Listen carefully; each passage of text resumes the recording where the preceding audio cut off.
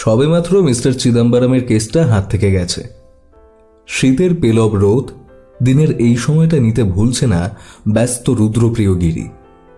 আমিও শীতের বেলায় রোদ গায়ে মেখে নেই সুযোগ পেলি।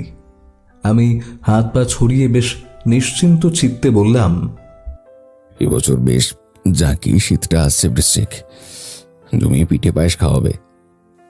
জমিয়ে খাবো তো বটে, কিন্তু প্রত্যেকবারের মতো কি আর সেই স্বাদটা থাকবে? রুদ্র গম্ভীর হয়ে বসেছিল তখন চেয়ারে।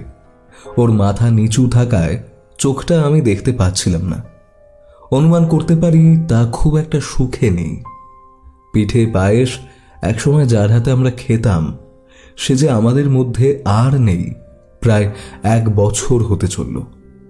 রুদ্র মানুষটা ঠিক যেন নারকেলের মতো, বাইরে থেকে ভীষণ শক্ত হয়ে থাকার অভিনয় তার যেমন চলে, তেমন ভেতরের নরম সত্তাটা এই দুয়ের মিশেলকে বয়ে চলার ভারে ক্ষত বিক্ষত হতে থাকে।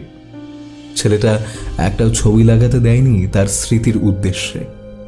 এমন না যে ও সম্মান জ্ঞাপন করে না, কিন্তু যখনই আমি ছবি লাগানো নিয়ে কিছু বলতে যেতাম, কেমন একটা গোমরা মুখ করে অশ্রুসিক্ত হয়ে বলতো, আমার মনেই আছে, ওর ছবি আমি লাগাতে পারবো না বৃশ্চিক, কখনোই না। যাই হোক, রুদ্রকে কখনোই আর সেই নিয়ে আমি জোড়াজুড়ি করিনি।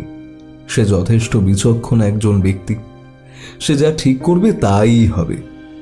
হঠাৎ নিজের সব দুঃখ ঝেড়ে ফেলে মাথা তুলে হাসি মুখে বলল, চলো বেরিয়ে পড়ি বৃশ্চিক, কলকাতা ঘুরবো। সে কি, কলকাতার আর বাকি কি রেখেছি আমরা? শীতের কলকাতা দেখে নিয়ে অনেক দিন হলো।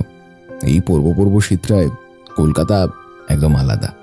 তোমার ঘেমো কলকাতা, ভেজা কলকাতা আর প্রেমের কলকাতার চেয়েও আলাদা। বাপ রে, তুমি আবার কাব্য করতে শুরু করো না।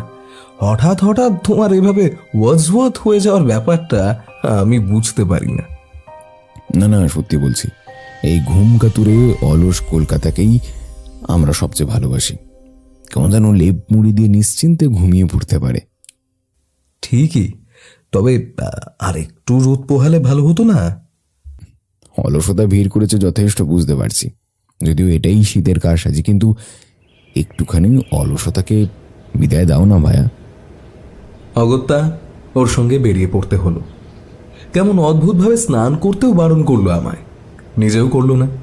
যে বস্ত্রে আছি সেই বস্ত্রেই বেরিয়ে পড়লাম আমরা। ট্যাক্সি চেপে সোজা ছুটলাম ভিক্টোরিয়ার উদ্দেশ্যে। সাদা মাখরানা মার্বেল দিয়ে বানানো এই স্মৃতিসৌধের আশেপাশের ফাঁকা সবুজ গালিচায় বসে দুপুরে রোদ খাচ্ছিলাম আমরা। এই সময় হুজুগে বাঙালির বেশ বড় একটা অংশ আশেপাশেই ঘোরাঘুরি করে। বেশ কিছু অবাঙালি এবং বিদেশিরাও যে নেই এমনটা নয়।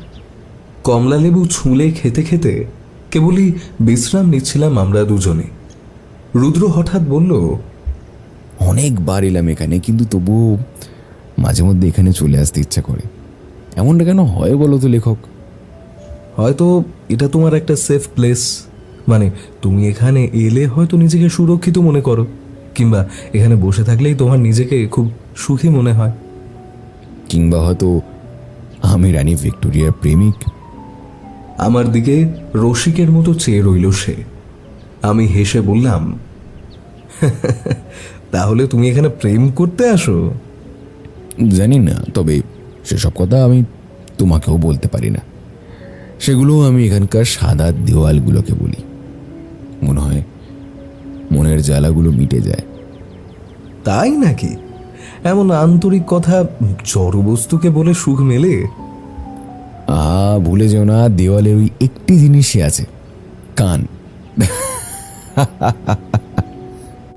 শেষমেশ ক্যাথিড্রালের দরজা থেকে বেরোতে গিয়েই ঘড়ির কাঁটায় সময় দাঁড়ালো 5টায়। সারাটা দিন এক প্রকার নষ্ট করেই কাটালাম। তবে রুদ্রর ভাষায় এ হলো নিজেকে আবিষ্কার করা, অতীত রোমন্থন করা, ইত্যাদি ইত্যাদি। মাঝে মাঝে আমার চাইতে ওকে বেশি লেখকপানা ধরে। বাড়িতে পৌঁছে হালকা গরম জল করে 2 ভাই চান করে হরিরামের রাধা রান্না খেয়ে দিব্যি শুয়ে পড়লাম। আজ রাতে ভেবেছি হাতের কাজ খানিক এগিয়ে রাখবো। ঘুম থেকে উঠলাম মাত্র 2 ঘন্টা বাদে।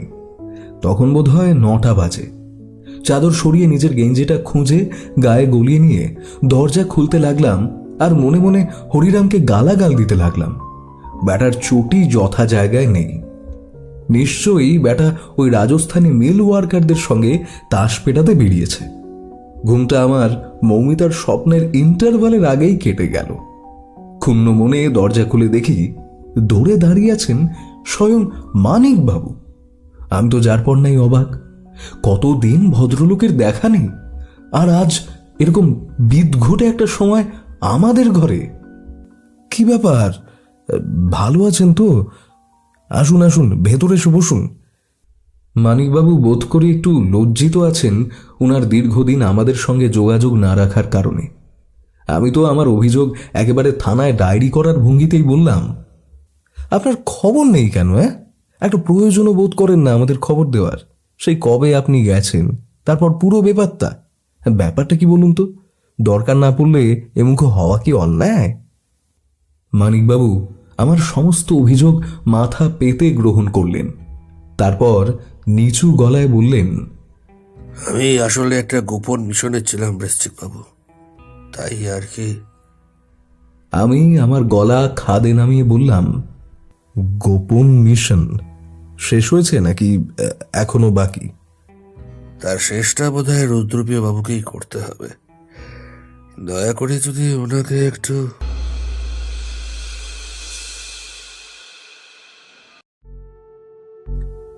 প্রথমেই জানাই থ্রিল চার্জারের তরফ থেকে বড়দিনের প্রীতি ও শুভেচ্ছা।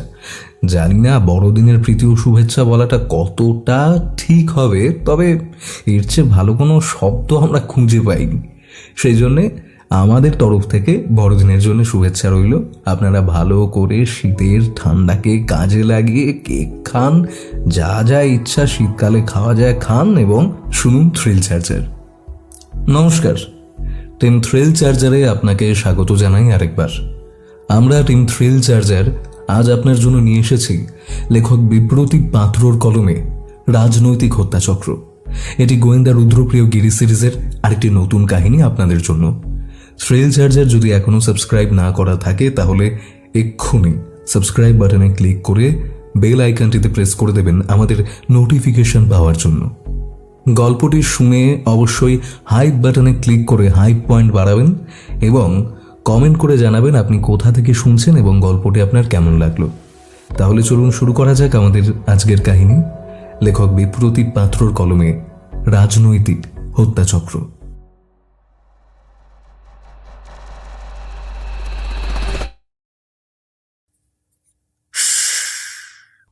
মুখে আঙুল দিয়ে ভয়ানক গোপনীয়তা অবলম্বন করার ভঙ্গি করলেন মানিকবাবু। আমি কিঞ্চিত অবাক হলাম তার ব্যবহারে।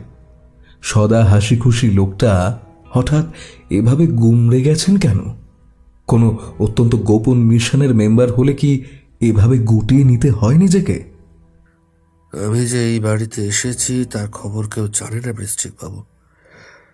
আপনি বেশি জোরে জোরে মানিকবাবু না করলেই আমার জন্য ভালো। সে তো বুঝলাম, কিন্তু এত গোপনীয়তা কেন একটু খুলে বলবেন কি? আপনার শরীর স্বাস্থ্য দেখেও তো খুব একটা ভালো লাগছে না। ওই আর কি, যা চলছে জীবনে তাতে এর চাইতে ভালো থাকা আমার পক্ষে অসম্ভব। রুদ্রপ্রিয় বাবু এলেই আমি মুখ খুলব। আপনি ততক্ষণ একটু ধৈর্য ধরে বসুন। রুদ্র জানি না ঘুম থেকে উঠতে এত আলস্য কেন করছে। শীতের রাতে চাদরের আড়ালে একজন পুলিশ এসেছে রহস্য নিয়ে, তার চাইতে বড় ঝাঁকুনি আর রহস্য পিপাসুর কাছে কী বা হতে পারে? দেখলাম হাত পা ঝাঁকাতে ঝাঁকাতে রুদ্র ঘরে ঢুকলো। তারপর আলসে হাতে চেয়ার টেনে তাতে বসে বলল, কি ব্যাপার বলুন তো মানিকবাবু, আপনি এতদিন বাদে পায়ের ধুলো দিলেন? পেটে পায়েসের জন্য নাকি? আগে না রুদ্রপ্রিয় বাবু, আপাতত এই যাত্রায় বেঁচে গেলে আমার গ্রামে নিয়ে গিয়ে আপনাকে দুধ চিতই করে খাওয়াবো। আরে বলেন কি, শীতকাল, গ্রাম বাংলা, পিঠে পায়েস, আহা! আপনি রহস্য নিয়ে এসেছেন নাকি রস? আগে আমার জীবনে যা ঘটছে তা এক রসাত্মক রহস্যই বটে।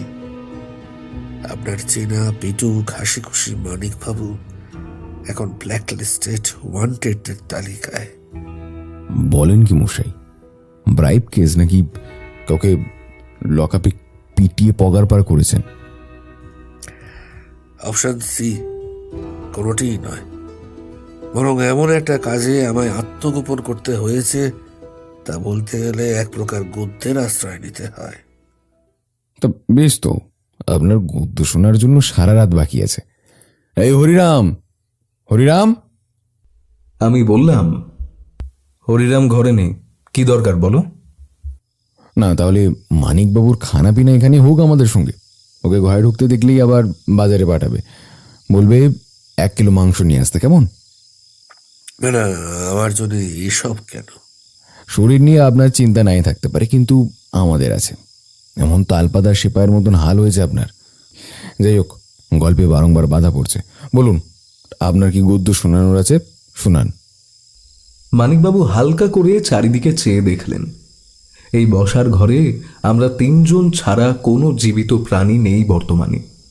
ডোভার্স লেনের দোতলার এই ঘরে এখন কারোর থাকার কথাও নয়। ধীরে ধীরে নিজের চাপা গলায় বিবৃত করতে শুরু করলেন এক ভয়ানক বৃত্তান্ত। আজ থেকে ঠিক 1.5 মাস আগের কথা। জাহাজ ঘাটায় তখন একটা টিপ পেয়ে গিয়েছি কয়েকটা চোরামাল পাচারকারীতে ধরতে। ওই রাতে বেশ কিছু ছোকরাকে ধরে তুলে লকআপে ঢোকানোর পর বাড়ি ফিরতে ফিরতে অনেক বেশি রাত হয়ে গিয়েছিল। আমার স্ত্রীর যদিও এতে অভ্যাস হয়ে গিয়েছিল, তাই সে আর বিশেষ কিছু মনে করে না আমার দেরি হলে। নিজের মতো খেয়ে দিয়ে সে শুয়ে পড়ে। বাড়ি গিয়ে সারাদিনের ধকলের পর স্নান সেরে আমি সবেমাত্র শুয়েছি, এমন সময় আমার ঘরের টেলিফোন বেজে উঠল। আমি তো অবাক পড়ে গেলাম, ভয় করল। এত রাতে ফোন যখন এসেছে, নিশ্চয়ই কোনো ইমার্জেন্সি হবে। তক্ষুনি উঠে গিয়ে ফোন ধরলাম। মোটামুটি ফোনের উপরান্ত থেকে বেশ গম্ভীর গলায় কেউ একটা নির্দেশ দিল আমায়। একটা গোপন মিশন, মন্ত্রীর মেয়ের কেস। তাই মাত্র 20 মিনিটে আমায় রেডি হয়ে বেরিয়ে যেতে হবে বাড়ি থেকে। বাড়ির বাইরেই নাকি দাঁড়িয়ে থাকবে একটা সাদা অ্যাম্বাসেডর। ব্যাস, এর বেশি তথ্য আমায় দেওয়া হলো না। ফোনটা কেটে গেল একটা খুট শব্দ করে। আমি তো যার পর নাই হতবাক। এভাবে রাত দুপুরে কেউ আমায় আদেশ দিয়ে বেরিয়ে যেতে বলছে, কিন্তু আমি বেরোবো কিসের ভরসায়? কি মনে হতে তৈরি হয়ে নিলাম। এইসব জিনিসপত্র খুবই কনফিডেন্সিয়াল থাকে, তাই আমিও তাদের কথা অনুযায়ী বাড়ির বাইরে দাঁড়ালাম। বেরোনোর আগে আর স্ত্রীকে জাগিয়ে তুললাম না। ওর ঘুমন্ত চোখের উপর হালকা একটা চুমু খেয়েই বেরিয়েছিলাম। বাইরে দাঁড়িয়ে দেখি একেবারে কাটায় কাটায় 20 মিনিট বাদেই একটা সাদা অ্যাম্বাসেডর গাড়ি আমার বাড়ির সামনে এসে দাঁড়ালো। কালো কাঁচ নামিয়ে ড্রাইভার বলল, উঠে যান সাব, আর কাঁচ নামানোর কোনো হুকুম নেই, কাঁচ তুলেই রাখতে হবে। আচ্ছা, এটা কোন মন্ত্রীর কেস একটু বলবেন? সব জানতে পারবেন কিছুক্ষণ বাদেই, এখন উঠে পড়ুন। আমি উঠে পড়লাম চুপচাপ। মনে তখনও বেশ সন্দেহ দানা বেঁধে রয়েছে। রেডিয়াম ডায়ালের ঘড়িতে সময় তখন রাত 3টে। গাড়ির কাঁচ নামালাম না ওদের কথা শুনে। গাড়িতে আমি ছাড়া আর কেউ ছিল না। প্রায় মিনিট 20 গাড়ি চলার পর একটি বড় বাড়ির সামনে গাড়িটা এসে থামলো। ড্রাইভার দরজা খুলে বেরোতে বললেন। তারপর একজন কালো শার্ট প্যান্ট পরিহিত লোক হন্তদন্ত হয়ে আমায় পথ দেখিয়ে নিয়ে চললেন। ওই বিলাসবহুল বাড়িতে কিন্তু তখনও ঢোকা হলো না। ফোয়ারার পাশ দিয়ে নেমে যাওয়া গ্যারেজের ভিতর দিয়ে একটা লোহার দরজা খুলে আমায় ঢুকতে বলা হলো। আমিও নির্বাকভাবে ঢুকে গেলাম সেখানে। দেখি সেখানে একটা গোল টেবিলের পরিসীমা বরাবর বসে আছেন 6 জন লোক, আর টেবিলের সোজাসুজি যিনি বসে আছেন তার পাশে 2 জন দেহরক্ষী দাঁড়িয়ে আছে। সেই ভদ্রলোককে আমি চিনি। আমাদের রাজ্যের স্বরাষ্ট্রমন্ত্রী শ্রী অখিলেশ ব্যানার্জি। আসুন আসুন ওসি মানিক সেন, আসন গ্রহণ করুন। আমি চুপচাপ সেখানে গিয়ে বসলাম। ভদ্রলোককে এর আগে কয়েকবার দেখেছি বিভিন্ন বড় মহাসমাবেশে, কিন্তু এভাবে তার মুখোমুখি বসিনি কোনো দিনও। এভাবে আপনাকে ঘুম ভাঙিয়ে তুলে আনার জন্য আমি সত্যিই খুব দুঃখিত, কিন্তু এরকম একটা সিক্রেট কেসের জন্য আমাদের অনেকগুলোই প্রোটোকল ফলো করতে হচ্ছে। আমার সেক্রেটারি অজয় আপনাদের ব্রিফ করবে। Thank you sir. আসলে মানিকবাবু বাদে এখানে বাকি সবাই কেসটা সম্পর্কে কিছু না কিছু জানেন। অনলি মানিকবাবু doesn't have a single idea about this case. তাই ছোট্ট করে মূল ঘটনাটা বলে রাখি। গত পরশু অর্থাৎ রবিবার মাননীয় স্বরাষ্ট্রমন্ত্রী অখিলেশ ব্যানার্জির একমাত্র কন্যা শ্রীলেখা ব্যানার্জি নিখোঁজ হয়েছেন। ম্যাডামের বয়স 19, বেথুন কলেজের প্রথম বর্ষের ছাত্রী। কলেজ থেকে বরাবর গাড়ি করেই ম্যাডাম ফেরেন, কিন্তু সেদিন ড্রাইভারও অনেকক্ষণ অপেক্ষা করার পর তার কোনো দেখা পায়নি। জিজ্ঞাসাবাদ করে জানা গেছে শ্রীলেখা ম্যাডামকে কোনো টিচার, কোনো সিকিউরিটি গার্ড কেউই স্পট করতে পারেনি। তাই এক প্রকার যেন হাওয়াতেই মিলিয়ে গেছেন ম্যাডাম। এভাবে এত বড় একজন পলিটিক্যাল পার্সনের মেয়ে উধাও হয়ে যাওয়াটা মোটেই ছোটখাটো ব্যাপার নয়। আর বিরোধী পক্ষ এর সম্পর্কে বিন্দু বিসর্গ আন্দাজ করতে পারলেই অনেক বড় ঝামেলা হয়ে যাবে। তাই এখনো অবধি এই খবর বাইরে লিক হয়নি এবং হবেও না। তাই আজ একটা স্পেশাল ইনভেস্টিগেটিং টিম তৈরি করা হচ্ছে, যেখানে ডিআইজি অনিরুদ্ধ মুখার্জি, যাকে আপনারা সকলে রিপোর্ট করবেন, এসপি সুশান্ত ঝা, ডিএসপি সুরেশ বসাক, ওসি মানিক সেন এবং এসআই তাপস পাল। এই হচ্ছে আপনাদের টোটাল টিম। আপনাদের এখন থেকে এখানেই বেস করে কাজ করতে হবে এবং থানায় আমরা আপনাদের নামে সরকারি নোটিশ অলরেডি পাঠিয়ে রেখেছি। তবে এই খবর যেন বাইরে পাঁচকান না হয়। আপনাদের দায়িত্ব যত শীঘ্র সম্ভব শ্রীলেখা ম্যাডামকে জীবিত এবং অক্ষত অবস্থায় উদ্ধার করে এখানে নিয়ে আসা। Is there any question? আমি হাত তুলে বললাম, আমার একটা প্রশ্ন আছে বই কি। আমি তো এই কেস সম্পর্কে সবে জানতে পারছি, তাই যদি আপনারা আমায় একটু কেস ডিটেলস ইন হ্যান্ড দিতেন। কোনো চিন্তা করবেন না অফিসার সেন, আপনাদের সবাইকে এই সবুজ ফাইলটা দেওয়া হচ্ছে, খুলে দেখে নিন। সুশান্ত ঝা জিজ্ঞেস করলেন, এই অপারেশনটা কনফিডেন্সিয়াল তা তো বুঝলাম, শ্রীলেখা ম্যাডাম আদৌ এই দেশে আছেন কিনা তার কোনো ইন্টেল আছে? সে ব্যাপারে আপনাদের সাহায্য করবে এসআই তাপস পাল। আপনারা নিজেদের মধ্যে কথাবার্তা বলে কাজ শুরু করে দিন অ্যাজ সুন অ্যাজ পসিবল। এই অপারেশন চলাকালীন আপনারা কোনোভাবেই কাউকেই এই কেস সম্পর্কে কিচ্ছু জানাবেন না, আর যখনই যা দরকার এখান থেকেই কাজ করবেন। Anything else? আর কেউ কোনো প্রশ্ন করল না। সকলের হাতে ফাইল দিয়ে চলে গেল সেক্রেটারি। মন্ত্রীমশাই আমাদের দিকে ফিরে মাথা নাড়িয়ে বেরিয়ে গেলেন।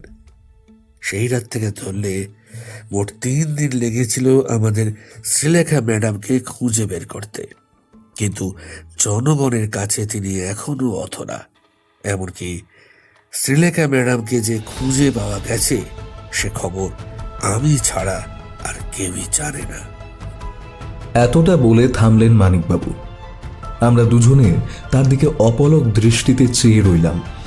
রুদ্র বলল, এক মিনিট, আপনি শুরু থেকে যা বললেন শেষের কথাটা তো তার সঙ্গে একেবারেই মিলছে না। মাত্র 3 দিনে তাকে খুঁজে বের করার পর এতগুলো দিন আপনি কোথায় ছিলেন, কি করছিলেন? আর আপনি একমাত্র খোঁজ জানেন, মানেটা কি? বলছি রুদ্রপ্রিয় বাবু, সব বলছি। আসলে শ্রীলেখা ম্যাডামকে খোঁজার জন্য আমাদের টিম ওই 3 দিন রাত দিন এক করে কাজ করেছিল। আমাদের বাংলার সমস্ত ইমিগ্রেন্ট থেকে শুরু করে প্রত্যেকটা বন্দর, রেলওয়েতে ভুয়ো নামে শ্রীলেখা ম্যাডামের ছবি দিয়ে খোঁজ চলছিল।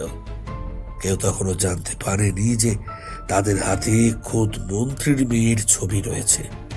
সামান্য একটা ডাকাতিয়া মেয়ে বলেই ব্লাফ করে বড় নেটওয়ার্ক ধরে খোঁজ চলছিল।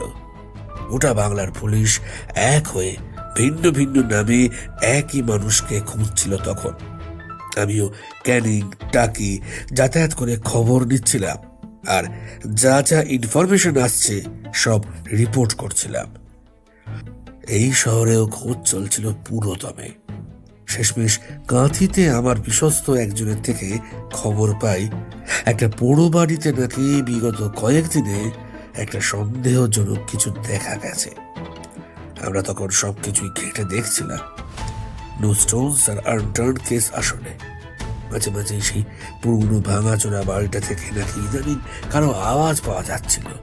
সেই শুনেই আমি ওখানকার লোকাল থানার মাত্র 3-4 জনকে নিয়ে চলে গেছিলাম সেখানে। কোর টিম থেকে যদিও শুধু আমিই ছিলাম। সেই রাত যে আমার বাকি জীবনটাই পুরোপুরি বদলে দেবে তা আমি ভাবতে পারিনি। অন্ধকার রাত, শুনশান শহরের এক কোণায় পড়ে থাকা একটা পোড়ো বাড়ি। চুপচাপ আলো জেলে আমাদের 4 জনের টিম সেখানে পৌঁছলাম। জানতামও না ভেতরে যারা আছে তারা কতটা শক্তিশালী। তবু হাতে বন্দুক ভাগিয়ে বাড়ির পেছনের ভাঙা দরজা দিয়ে ঢুকলাম বাড়িতে। কোথাও কোনো শব্দ নেই, চারিদিকে একেবারে ঝিঁঝিদের রাজত্ব। যতটা সম্ভব নিঃশব্দে ধীরে ধীরে সিঁড়ি বেয়ে উঠলাম দোতলায়। একতলায় 4টে ঘরে ততক্ষণে আমরা দেখে নিয়েছি, কিচ্ছু পাইনি। তবে ততক্ষণে বুঝে গেছিলাম এই বাড়িতে কেউ না কেউ তো থাকেই, কারণ উনুনের কাঠ তখনও গরম ছিল। দোতলায় উঠে প্রথম ঘরটা খুলতে গেছি, এমন সময় হঠাৎ কেউ একটা ঝাঁপিয়ে পড়লো আমাদের উপর।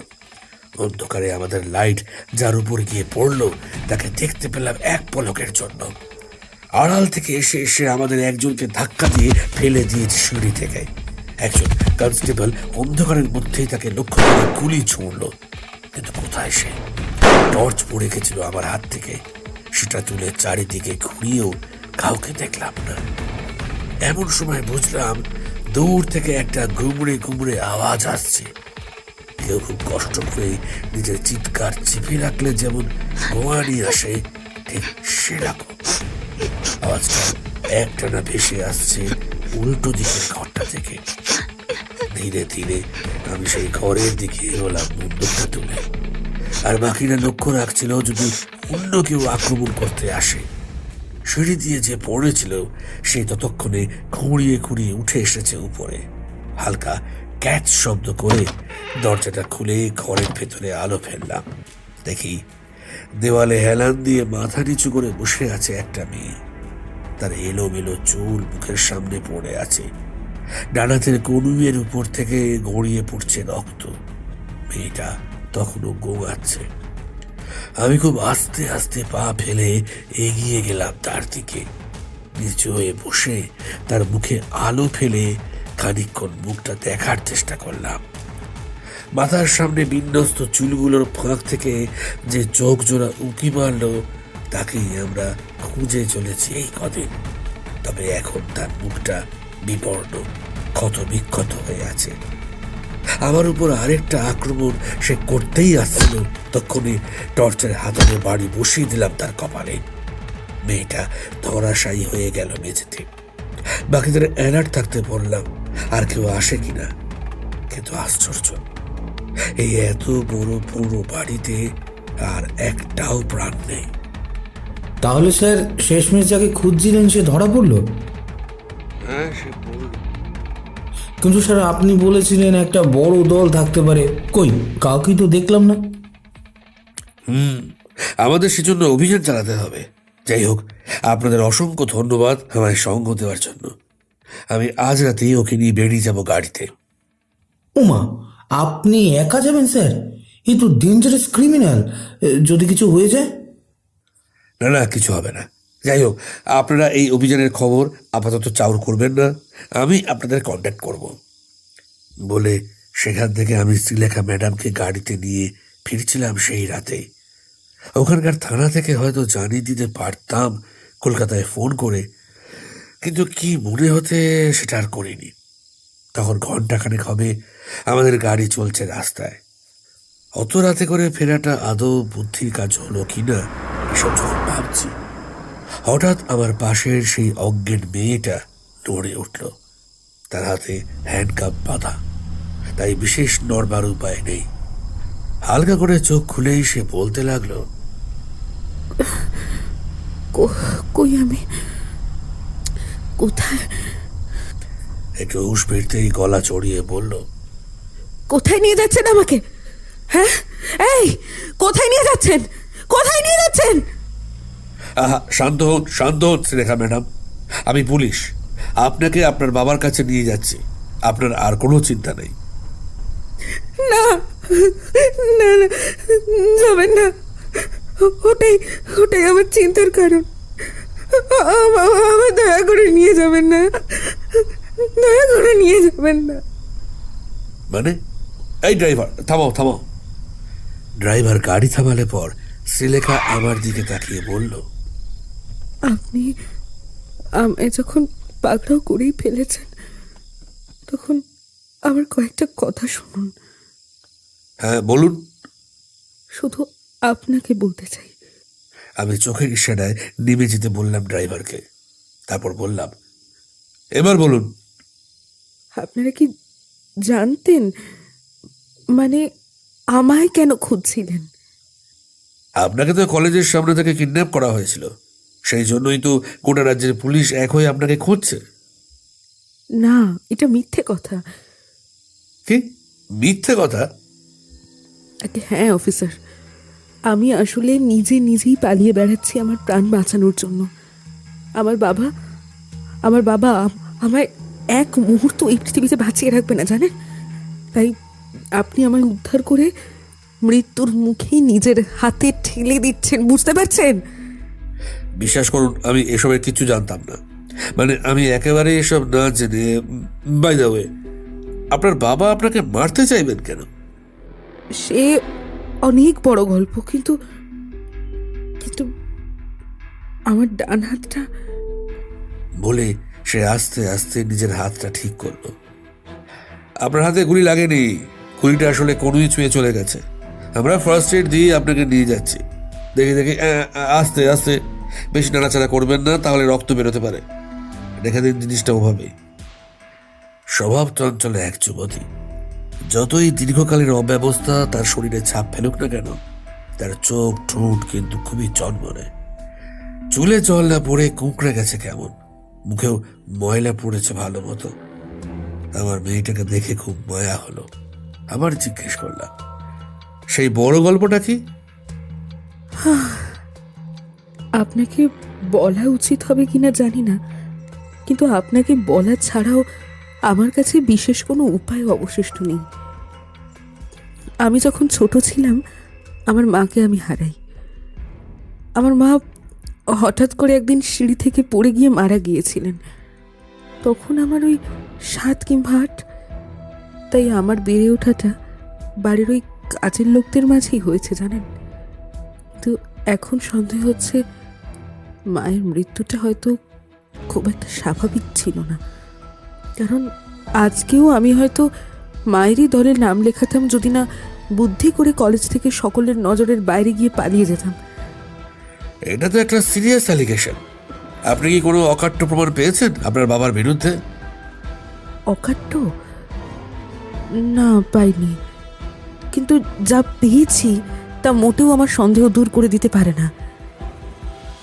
ওটা আমার একটা হাঞ্চ বলতে পারেন, কারণ আমিও বাবার কিছু সিক্রেট জেনে গিয়েছি। আর সেই জন্যই তো বাবার নেক্সট টার্গেট আমি। কে সিক্রেট? মেয়েটি আবার আমার দিকে তাকিয়ে রইল। আমায় হয়তো পড়তে চাইছিল। আমি জানতাম এই কিছুক্ষণের মধ্যে ওর বিশ্বাস অর্জন করা যথেষ্ট কঠিন।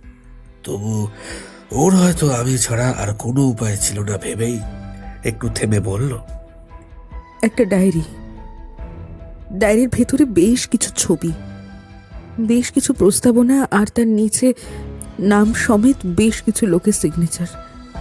কিন্তু প্রস্তাবনাটা ঠিক কি ছিল? ওখানেই তো রহস্য। আমার বাবা এবং বর্তমান শাসক দলের অনেকেই আজ থেকে 20 বছর আগের একটা হত্যাকাণ্ডের সঙ্গে সরাসরিভাবে যুক্ত ছিল। সেই সব ফাঁস হলে বাবা এবং সেই সব ক্ষমতাশালী সকলেরই গতি চলে যাবে অফিসার। 20 বছর আগের হত্যাকাণ্ড বলতে শ্রীলেখা ঠিক কি বলতে চাইছে সে আমি বুঝতে পারলাম না। মনে করতে চেষ্টা করলাম যতটা পারলাম, তারপর জিজ্ঞেস করেই ফেললাম, কোন হত্যাকাণ্ড? একটা ভয়ানক ষড়যন্ত্র রাষ্ট্রের বিরুদ্ধে, মানে তৎকালীন ব্রিটিশ শাসকের পক্ষে এবং স্বদেশীদের বিরুদ্ধে। কিন্তু সেই প্রস্তাবনায় যেভাবে রাজসাক্ষী হয়ে স্বদেশীদের ফাঁসিয়ে দেওয়ার চক্রান্ত চলছিল, তাতেই সেলুলার জেলে অনেকে পচে মরেছে। হয়তো এই প্রস্তাবনা না নিলে তারা সকলেই স্বাধীন ভারতের আলো দেখতে পেত। তার মানে আপনি বলছেন প্রাক স্বাধীনতার এমন ষড়যন্ত্র যেখানে ইচ্ছে করে আপনার বাবা এবং তার কিছু লোকজন স্বদেশীদের বিরুদ্ধে পদক্ষেপ নিয়েছিল? হ্যাঁ, একদম তাই অফিসার। এবং সেখানে যা যা আমি দেখেছি, যা যা ছবি আমি পেয়েছি, তাতে এটুকু আমার কাছে স্পষ্ট, সেসব ফাঁস হলে অনেকেরই অনেক স্বার্থ বিঘ্নিত হবে। চুপচাপ বসে রইলাম গাড়ির ভেতরে। আপনাদের মতো সাহসী হলে হয়তো দ্রুত সিদ্ধান্ত নিতে পারতাম, কিন্তু আমি আপনাদের মতো সাহসী নই রুদ্রপ্রিয় বাবু। ভীষণ ভয় করতে লাগলো আমার। একটা সামান্য নিখোঁজ তদন্তে এসে একটা ভয়ানক পলিটিক্যাল ওয়ারে জুড়ে গেছি আমি। মেয়েটা এমন সময় হাত চেপে ধরে বলল, প্লিজ অফিসার, প্লিজ আমার বাবার কাছে নিয়ে যাবেন না অফিসার। আমি আমি বাঁচতে চাই, আমায় দয়া করে বাঁচান। ওরা আমায় বাঁচিয়ে রাখবে না অফিসার। হয়তো হয়তো ছাদ থেকে কিংবা বিষ বিষ খাইয়ে দিতে পারে, অথবা পুড়িয়ে কিংবা কোথাও গর্ত করে কবর দিয়ে দেবে। আমায় আপনি বাঁচান অফিসার, আমায় আপনি বাঁচান, প্লিজ বাঁচান, বাঁচান। মেয়েটা কেঁদে ফেলেছে ততক্ষণে। আমিও তার দিকে তাকিয়ে নিজেকে সংবরণ করার ভরপুর চেষ্টা চালাচ্ছি। বাইরের ড্রাইভার বোধহয় এই নিয়ে 3 নম্বর সিগারেটটা ধরালো। অনেক কিছু অঙ্ক চললো আমার মাথায়, খুব মাথা ব্যথা করতে লাগলো আমার। তারপর একটা বড় নিঃশ্বাস নিয়ে বললাম, ঠিক আছে, কিন্তু আমি আপনাকে এমন একটা জায়গায় রাখবো যেখানে হয়তো আপনাকে জেলের বন্দির চেয়েও আরো খারাপ অবস্থায় থাকতে হতে পারে। কি পারবেন তো? বেঁচে থাকার জন্য আমি আমি সব পারবো। আর আমি আপনার থেকে অনেক ছোট, দয়া করে আপনি করে বলবেন না। ঠিক আছে, তুমি কষ্ট করে সেখানে কয়েকদিন থাকো। খবরদার, কখনো জানালায় মুখ রাখা চলবে না, কখনো গ্যাস জ্বালানো চলবে না। কোনোভাবে যেন কেউ বুঝতে না পারে সেখানে তুমি আছো। গোটা কলকাতা শহর কিন্তু তোমাকেই খুঁজে চলেছে। কি, আপনি আমায় কলকাতায় লুকিয়ে রাখবেন? ভয় নেই। বাঁশদড়ি গ্রামে আমার এক পুরনো বন্ধুর বাড়ি আছে, সেখানে এখন কেউ থাকে না, ওখানে তুমি থাকবে। আশেপাশে বেশ ফাঁকাই, তোমার কোনো অসুবিধা হওয়ার কথা নয়। তবুও কোনো রকমে বাতি জ্বালানো চলবে না, কোনোভাবে বুঝতে দিলে হবে না তুমি আছো। তোমায় একলা থাকতে হবে সেখানে। একটা যুবতী মেয়ে হয়ে বুঝতেই পারছো কত রকমের বিপদ। বুঝতে পারছি, কেউ বুঝতে পারবে না আমি ওখানে আছি। আপনাকে আমি কথা দিলাম অফিসার। আচ্ছা, আপনার নামটা জানা হলো না যে? আমার নাম মানিক, মানিক সেন। এতটা বলে মানিকবাবু থামলেন। তার চোখ মুখ তখনও বেশ রুক্ষ হয়ে আছে। তার থামা যে একেবারে থেমে যাওয়া নয়, সে আমি আর রুদ্র ঢের বুঝতে পেরেছি। এই সেমিকোলনের পরেও আরও কিছু গল্প বোধহয় বলা বাকি আছে তখনও। ভদ্রলোক ইশারায় জল দেখাতে আরেকবার জল দিলাম তাকে। একটু জল দিয়ে গলাটা ভিজিয়ে নিয়ে আবার বলতে আরম্ভ করলেন, তারপর থেকে মেয়েটিকে আমি বাঁশদ্রোণীর ওই বাড়িতে রেখেছিলাম। কাকপক্ষে তো জানতে পারেনি তার সন্ধান, এমনকি আমার পরিবারের কেউই নয়। মেয়েটা একেবারে ভূতের মতো থাকতো সেখানে। আশেপাশে বাচাল ছেলেরা খেলাধুলা করলেও কেউ কিছু বুঝতে পারেনি। ওই বাড়িটা বেশ বুড়িয়ে গেছে, আর সেখানে কেউ থাকে না। এই দুটো ইনফরমেশন থাকায় সেই ছেলেপেলেরা ওখানে অনেক হুজ্জুতি করতো আর কি। দেওয়ালে পেচ্ছাপ করা থেকে শুরু করে এমনি এমনি ঢিল ছোড়া আরও নানাবিধ কার্য করা। কিন্তু তবুও কেউ বুঝতে পারেনি শ্রীলেখা সেখানে আত্মগোপন করে আছে। আমি বাইরে থেকে মাঝে মাঝে খাবার কিনে দিয়ে আসতাম রাতের অন্ধকারে। সেইটুকু দিয়েই ও কাটিয়ে নিত সপ্তাহের পর সপ্তাহ। কিভাবে যে ওই অন্ধকূপে বেঁচেছিল আমি জানি না। সারাক্ষণ ধরা পড়ার ভয়। একবার ধরা পড়লে মানুষ খবর পরে দেবে, আগে ধর্ষণ করবে হয়তো। যাই হোক, এইসবের মাঝে আমি এক একটা রাতে 1 ঘন্টা কাটাতাম ওর সাথে। ও আমি ডায়েরির কিছু পাতা দেখালেও কেমন লুকিয়ে লুকিয়ে রাখতো, সবটা আমায় দেখতে দিত না। আমিও বেশি জোরাজুরি করিনি, জানতাম ওটাই ওর বেঁচে থাকার একমাত্র সম্বল। এই ডায়েরি হয়তো পুড়িয়ে দিলেই ও পারত, কিন্তু তবুও ওর শত্রুপক্ষরা জানতো সেই তথ্য ইতিমধ্যে ওর মগজে স্থায়ীভাবে গেঁথে গেছে। তাই হয়তো ওই ডায়েরিকেও কোনোভাবে হাতছাড়া করতে চাইতো না। এখনও শ্রীলেখা ব্যানার্জিকে খুঁজে বার করার গোপন টিম কাজ চালিয়ে যাচ্ছে, কিন্তু ওদের বুড়ো আঙুল দেখিয়ে শ্রীলেখা চুপটি করে রয়েছে কোথাও হয়তো।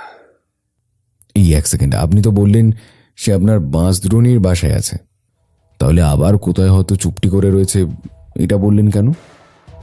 বললাম কারণ সে গত রাতে পালিয়ে গেছে সেই বাসা থেকে। কি পালিয়ে গেছে? কিন্তু কেন? এর উত্তর আমার কাছেও নেই। ওই বাড়ির দরজায় তালা মেরে চাবি আমিই নিয়ে যেতাম।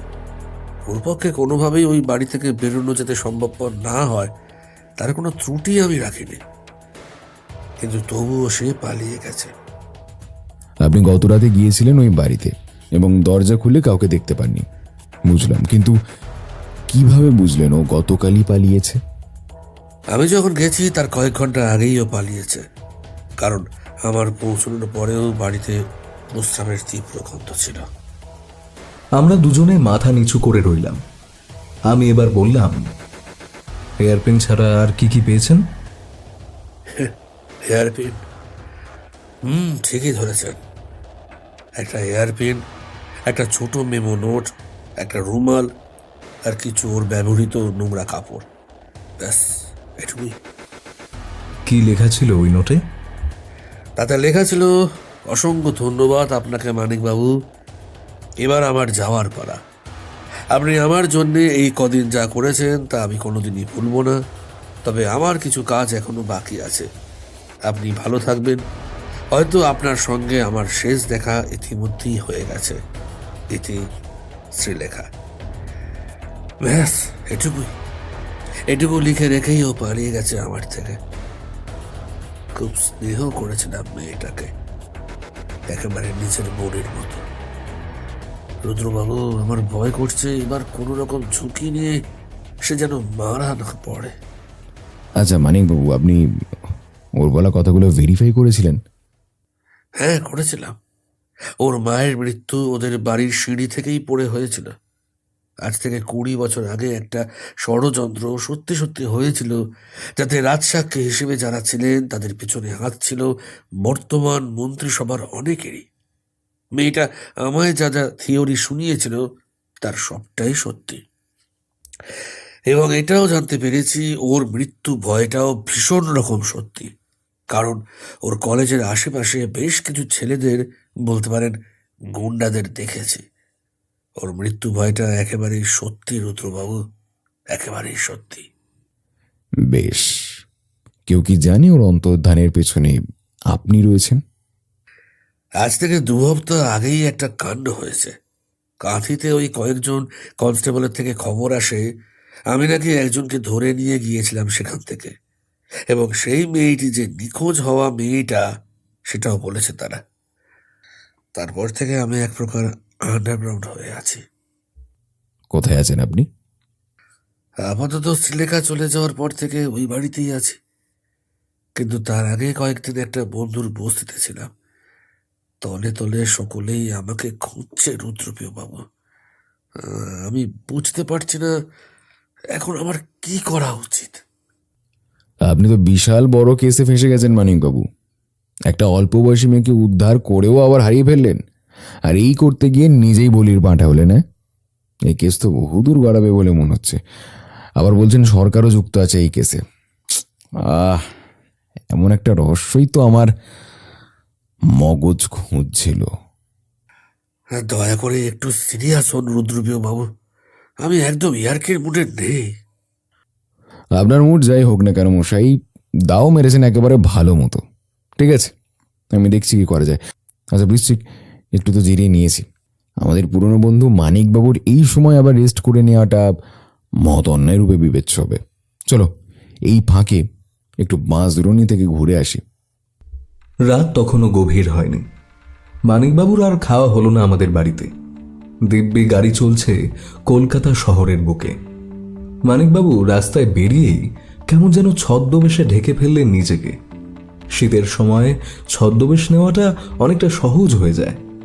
মস্ত বাদামি শালে নিজেকে জড়িয়ে নিয়ে আমাদের পাশে পাশেই হাঁটছিলেন তিনি। আমি আর চোখে তার দিকে যতবার দেখছিলাম ততবারই ঠাহর করতে পারছিলাম ভদ্রলোক ভীষণ আশঙ্কায় আছেন।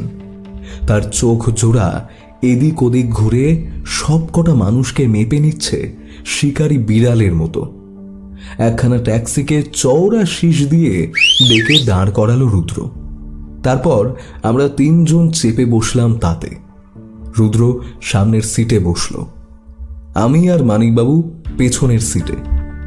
নিন জনার্দন বাবু, বলে দিন কোথায় নামতে হবে। আমরা একটু হকচকিয়ে গেলাম।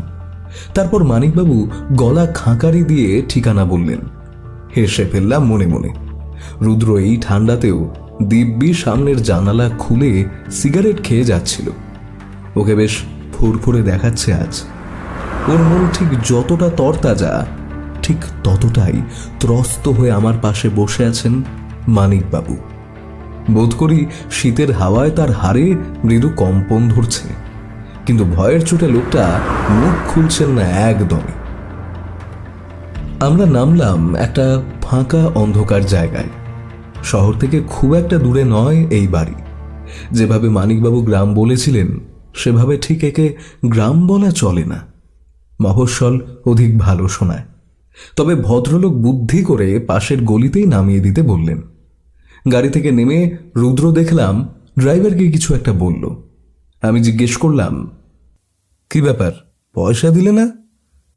ওই বৃশ্চিক, মানিকবাবুর আর সেই অবস্থা নেই যে আমাদের গাড়িতে লিফট দিয়ে বাড়ি পৌঁছে দেবেন, তাই নিজেদের ব্যবস্থা নিজেদেরকেই করে নিতে হবে। ছেলেটাকে বললাম দাঁড়াতে, যাওয়ার সময় অতিরিক্ত পয়সা দেব। 3 জনে হাঁটতে হাঁটতে সেই গলি পেরিয়ে পরের গলিতে ঢুকলাম। এই দিকটা বেশ ফাঁকা। ডান দিকে ঘন জঙ্গল রেখে বাঁ দিকে একটা বড় ফাঁকা জায়গা। অনুমান করলাম এখানেই হয়তো ছেলেপিলেরা খেলাধুলা করে। আরও এগিয়ে একেবারে ফাঁকা জায়গায় হঠাৎ একটা ছোট্ট মতো আগাছার পাশেই বাড়িটা দেখা যাচ্ছে। মানিকবাবুর চোখ সেই অন্ধকার গলিতেও বড্ড সজাগ। আশেপাশে একটা মানুষ কেন, কুকুর বিড়ালও নেই। খুবই শুনশান জনবসতিহীন এই স্থান। 3 জনে বাড়ির চৌকাঠের সামনে গিয়ে দাঁড়ালাম। মানিকবাবু দরজা খুলেই সঙ্গে সঙ্গে ভেতরে 3 জন ঢুকে গেলেই উনি ফের বন্ধ করে দিলেন। বুঝতে পারলাম একদম রিস্ক নিতে চান না।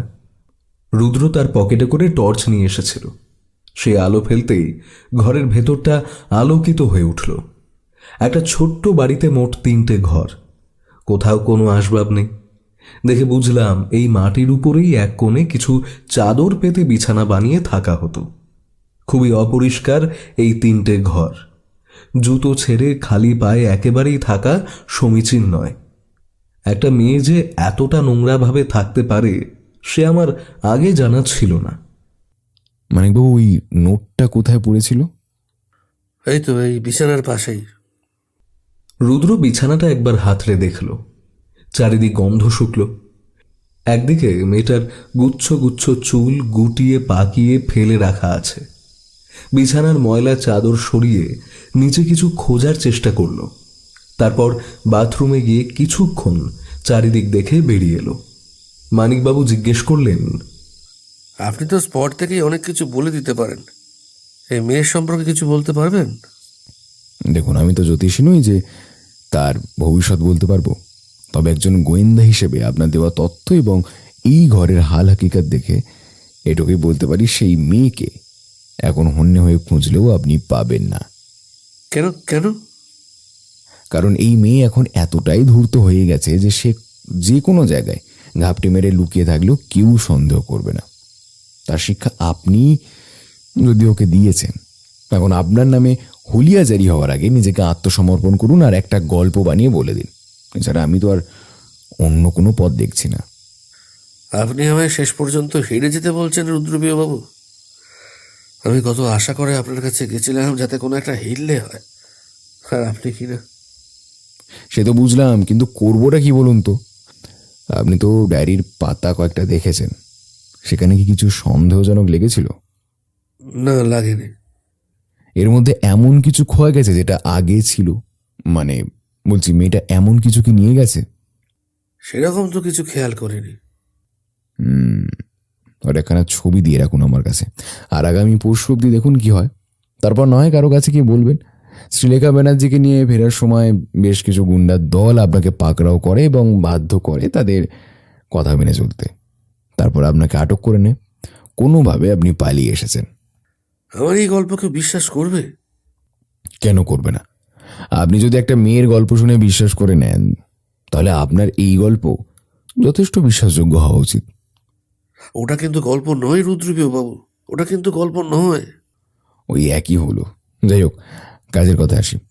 আমার মনে হচ্ছে আগামী 2 দিনের ভেতরেই কিছু একটা ঘটবে। মেয়েটা যখন এখান থেকে গেছে তখন নিশ্চয়ই কিছু একটা প্ল্যান করেই গেছে। এখন অপেক্ষা ছাড়া আর কিছুই করার মতো দেখছি না। আরও কিছুক্ষণ কথাবার্তা বলার পর আমরা দুজন বেরিয়ে এলাম। মানিকবাবু আমাদের গাড়ি অবধি ছাড়তে যাবেন বলেছিলেন, কিন্তু রুদ্র রাজি হলো না। এটুকু পথ আমরা নিজেরাই চিনে যেতে পারবো। ওনাকে বিদায় জানিয়ে রাতের অন্ধকারে ফিরছিলাম দুজন। আশেপাশে জঙ্গলে চোখ রাখছিলাম আমি। না, কেউ কোথাও নেই বলেই মনে হয়। রুদ্রকে বললাম, কি মনে হচ্ছে এই শ্রীলেখার গল্পটা কতটা গল্প আর কতটা সত্য? গল্প আর সত্যের শতকরা মাপার জন্য প্রয়োজনীয় কোনো পরিমাণই জানা নেই, তবে এই দুয়ের দ্রবণ নিতান্ত গাঢ় সেটুকু কনফার্ম। কিছু গল্প মিশছে, কিছু সত্যি মিশছে। আর সবচাইতে অবাক করার বিষয় কি জানো? কি? মানিকবাবু সব সত্যি কথা বলছেন না। আমি থম মেরে দাঁড়িয়ে রইলাম। মানিকবাবু সব সত্যি বলছেন না মানে? আমায় দাঁড়িয়ে থাকতে দেখে সে পিছন ফিরে হেসে বলল, এভাবে খাবি খেও না। শীতের রাত, বাড়ি যেতে হবে। হাতে 2 দিন সময় নিলাম, দেখা যাক এর মধ্যে শ্রীলেখা কোন একটা কাণ্ড বাঁধিয়ে বসে কিনা। আজ সকালে ভালো করে কাগজে নজর রাখতে হবে। পরদিন সকালটা কিন্তু অন্য দিনের মতো অলসভাবে শুরু হলো না। রুদ্র রীতিমতো জলখাবার শেষ করেই বসে পড়ল খবরের কাগজ নিয়ে। খুঁটিয়ে খুঁটিয়ে সবটা পড়ল। অর্ধেকের দায়িত্ব আমায় দিয়েছিল, আমিও পড়ে কিছুই উদ্ধার করতে পারলাম না। সকালে রেডিও শোনাও বাদ গেল না, কিন্তু সত্যি বলতে এমন কিছুই পেলাম না যার সঙ্গে এই শ্রীলেখা ব্যানার্জির দূর দূরান্তে কোনো সম্পর্ক আছে। এমনিতেই এই কেসটা খুবই কনফিডেন্সিয়াল, তা আগেই শুনেছি। কিন্তু রুদ্র হয়তো অপেক্ষা করছিল এমন কিছুর জন্য যা লোকসমক্ষে আসতে পারে। তখন বোধহয় সকাল 10টা বাজে। আমরা সবকিছু পড়ে শুনে ততক্ষণে শেষ করে ফেলেছি। হঠাৎ দরজায় কারো টোকা পড়তেই একে অপরের দিকে তাকালাম। আমি উঁকি মেরে দেখলাম হরিরাম ভেতরে। তার মানে নিশ্চয়ই বাইরের কেউ হবে। দৌড়ে গিয়ে দরজা খুলতেই দেখি একটা অপরিচিত মুখ বাইরে দাঁড়িয়ে আছে। আমার দিকে তাকিয়ে প্রশ্ন করলেন, আচ্ছা, এটাই তো রুদ্রপ্রিয় বাবুর বাড়ি, তাই তো? হ্যাঁ, আসুন আসুন। লোকটার মুখটা অচেনা ঠেকলেও কিছুক্ষণ বাদে হালকা চেনা লাগলো বটে। কোথায় যেন দেখেছি নাকে। কোনো ম্যাগাজিনে দেখেছি কি, নাকি পেপারে? রুদ্র তাকে বসার চেয়ার এগিয়ে দিতেই উনি রয়ে শুয়ে বসলেন। বয়স বোধ করি 30-এর কোটা পেরিয়েছে, কিন্তু এর মধ্যেই অতীব চর্বির জ্বালা শরীরে বয়ে নিয়ে বেড়াচ্ছেন। এই এত অবধি উঠতে গিয়ে গলদঘর্ম অবস্থা হয়েছে শীতেও। গায়ের শাল খুলে ফেলে একটু বাতাসের জন্য চাতক পাখির মতো জানালার দিকে চাইলেন। রুদ্র শিষ্টতা বজায় রেখে জলের গেলাস এগিয়ে দিলে খেয়ে নিলেন ঢক ঢক করে। তারপর খানিক শান্ত হয়ে বললেন, দুঃখিত রুদ্রপ্রিয় বাবু, আমি বোধহয় অসময়ে এসে বিরক্ত করলাম। না না, আমার কাছে লোকে অসময়ই আসে। সুসময়ে আমার শরণাপন্ন হওয়াটা ঠিক চলে না। ঠিকই ঠিকই। ভদ্রলোকের কুতকুতে চোখগুলো এবার ভালো করে চেয়ে দেখলাম। একটা স্বভাবসিদ্ধ ভীতু লোক উঁকি মারছে সেখান থেকে। শালের নিচে একটা আকাশি সোয়েটার, আর তার তলে উঁকি মারছে ফতুয়া। লোকটার দাঁতে পোকা বাসা বেঁধেছে নির্বিঘ্নে। চোখের তলে কোলেস্টেরলের বাসাও রয়েছে। আসলে স্যার, গতকাল রাতে আমার বাড়িতে একটা খুন হয়েছে। কোনো ভ্যান্ডালিজম কোচের কিছু হবে হয়তো, কিন্তু সত্যি বলতে কোয়া যায়নি কিছুই। শুধু আমার বাবাকে খুন করে চলে গেছে কেউ। তাই খবরে দেখলাম না তো। না দেখাই স্বাভাবিক। ঘটনাটা ঘটেছে মাঝরাতে। পুলিশ আস্তে আস্তেই ভোর করে দিয়েছে। মাফ করবেন, আপনার নামটা জানা হলো না। আগে আমার নাম সমাপন মিশ্র। আমার বাবাকে হয়তো চিনে থাকবেন, গৌরহরি মিশ্র, বিদ্যুৎ মন্ত্রী গৌরহরি মিশ্র। আমরা দুজন একে অপরের দিকে তাকালাম। রুদ্র বেশ উত্তেজিত স্বরে বলল, খুনিকে দেখেছেন আপনারা কেউ? না দেখিনি, তবে বাড়ির চাকর পুষ্পল একটা কাউকে বেরিয়ে যেতে দেখেছে। সে কালো শালে নিজেকে জড়িয়ে রেখেছিল। কিভাবে ঢুকেছিল? বাবার ঘরটা একতলায়, বাইরের বাগানে দুজন পাহারাদারও থাকে, কিন্তু সবার চোখের আড়াল দিয়ে কিভাবে যেন লোকটা ঢুকে জানলা খুলে গ্রিল খুলে ঢুকেছে। লোক মানে আপনি শিওর ওটা কোনো পুরুষের কাজ? কি যে বলেন আপনি! অবলা সমাজের পক্ষে এত বুদ্ধি আর বল নিয়ে কিছু করা সম্ভব? আমি একবার লোকটার দিকে ভালো করে দেখলাম।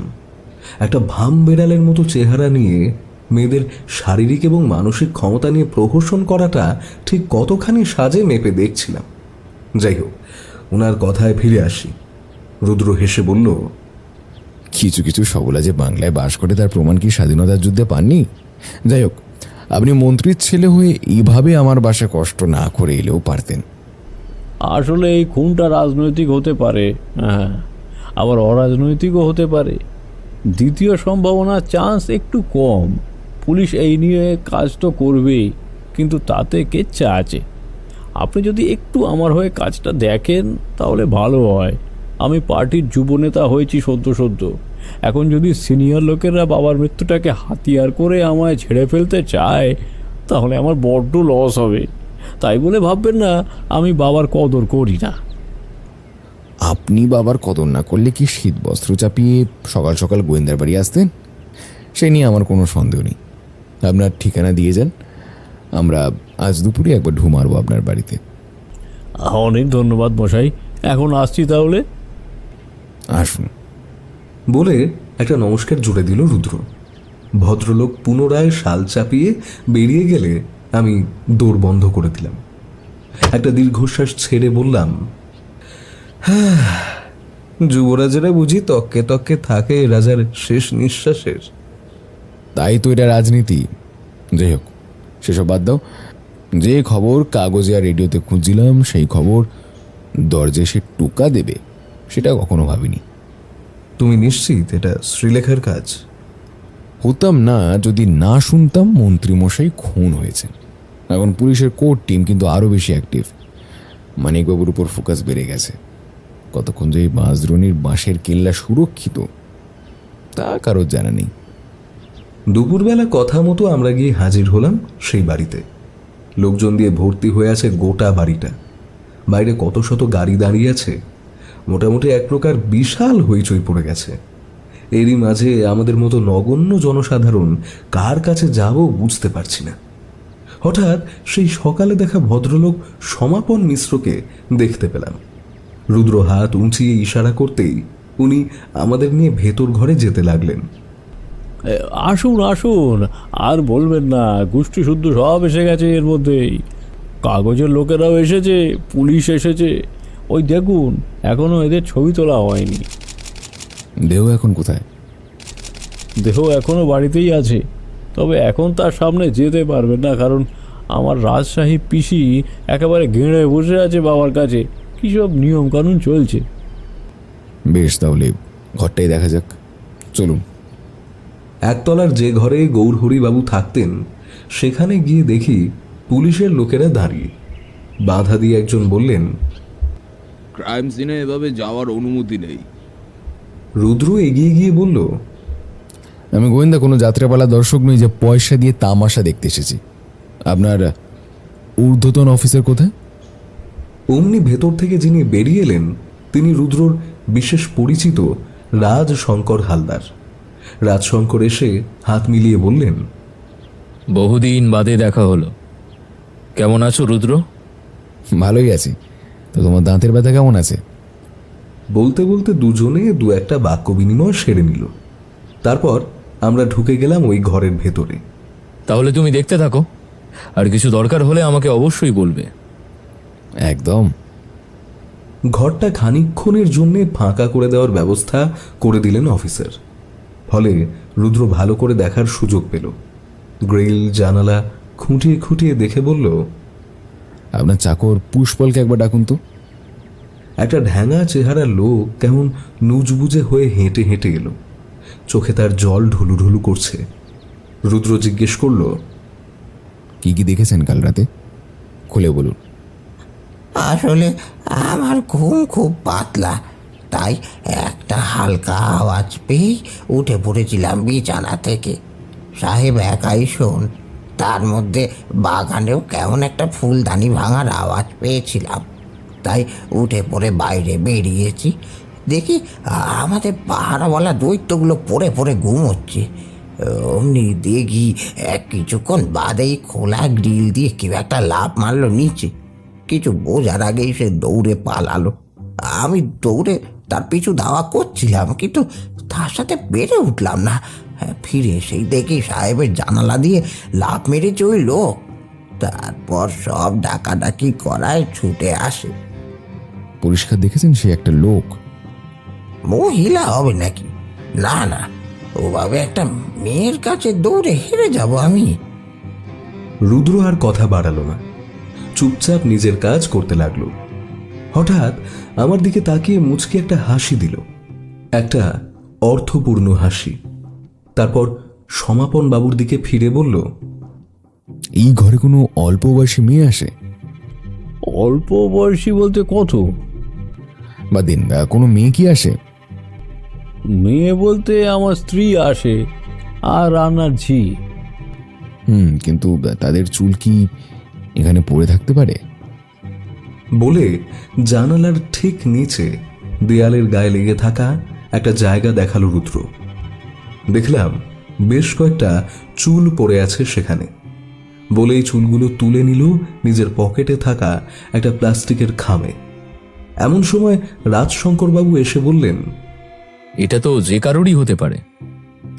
হতেই পারে, এবং সেই জন্যই আমি নিয়ে গেলাম স্যাম্পল হিসেবে, একজনের সঙ্গে মিলিয়ে দেখব। আজ আসি সমাপনবাবু, আজ আসছি, আবার পরে আসবো যখন আপনাকে টেলিফোন করে নেব। ঠিক আছে, ভালো থাকবেন।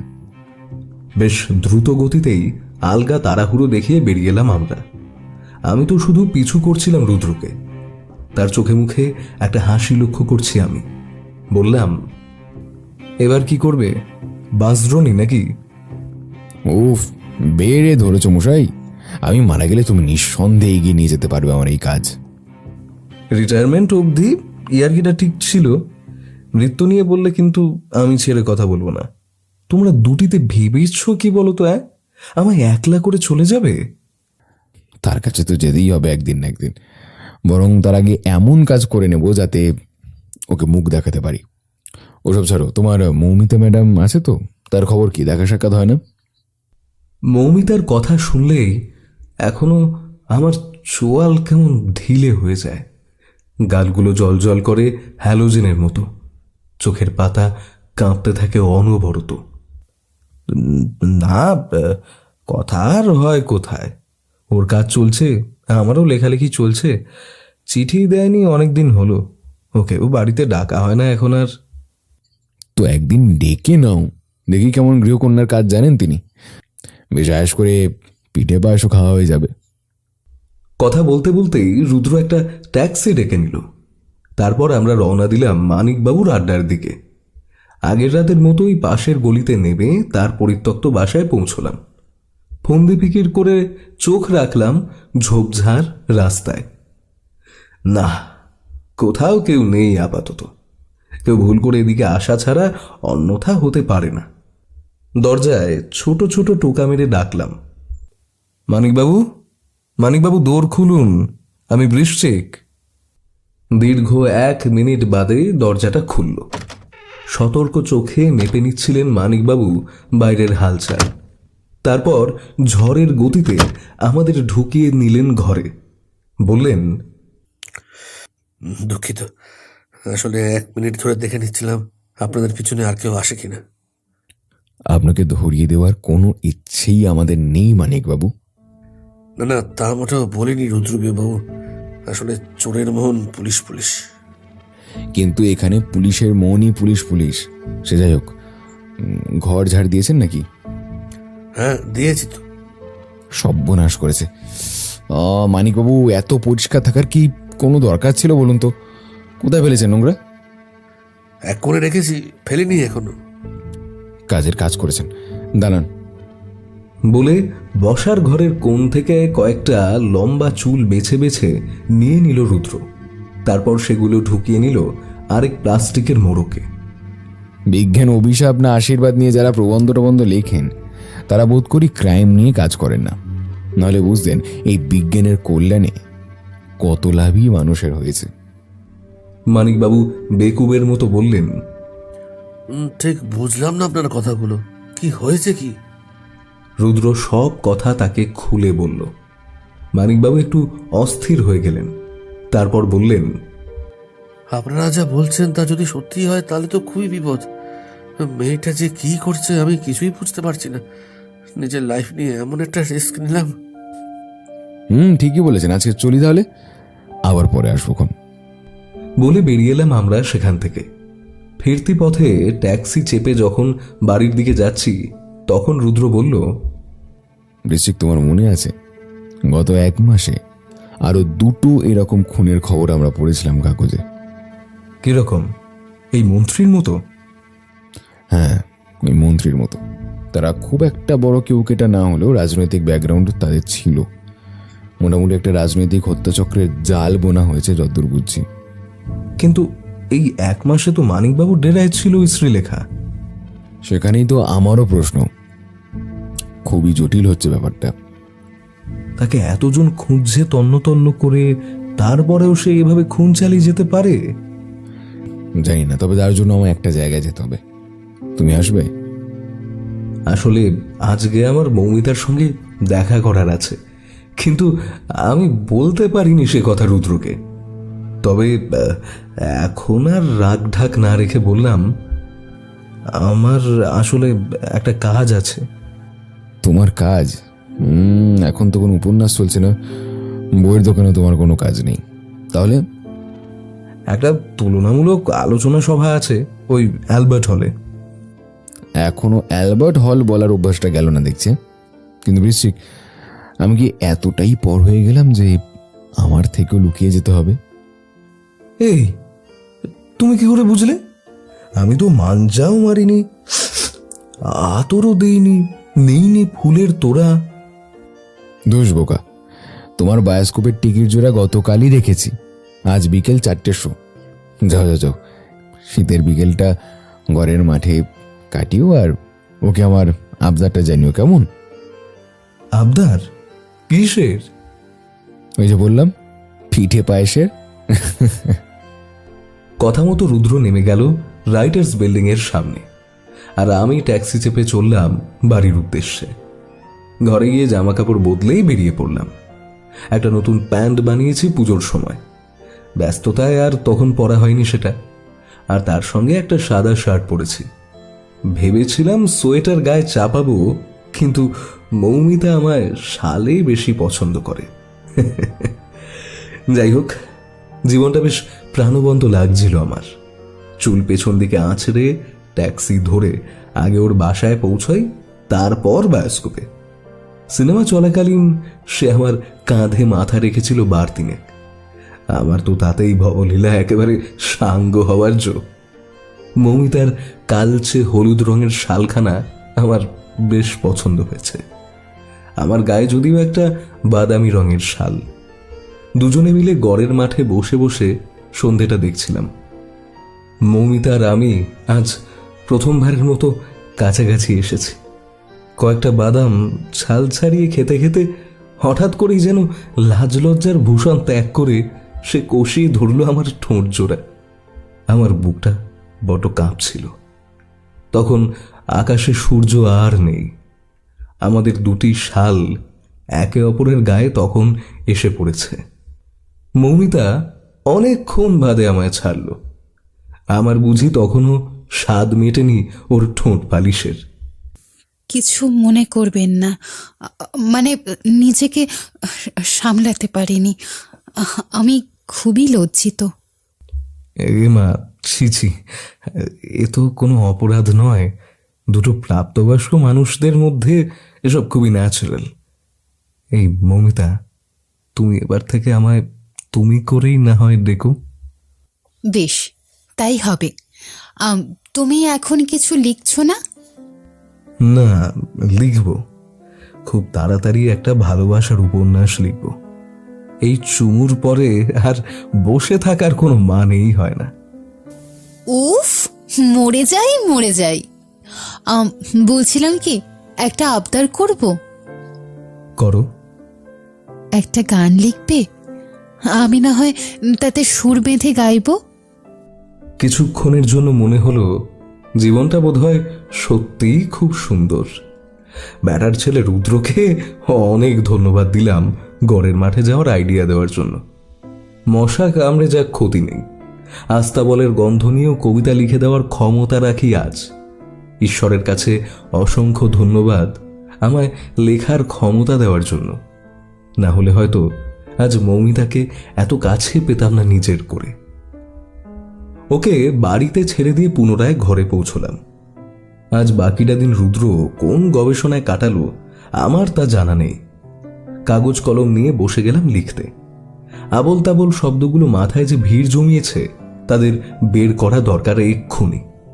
কয়েকটা কবিতা আর গান লিখে শেষমেশ 3টে বেছে নিয়ে সেগুলোকে ঝালাই যখন করছি তখনই বাড়িতে পা পড়ল গোয়েন্দার।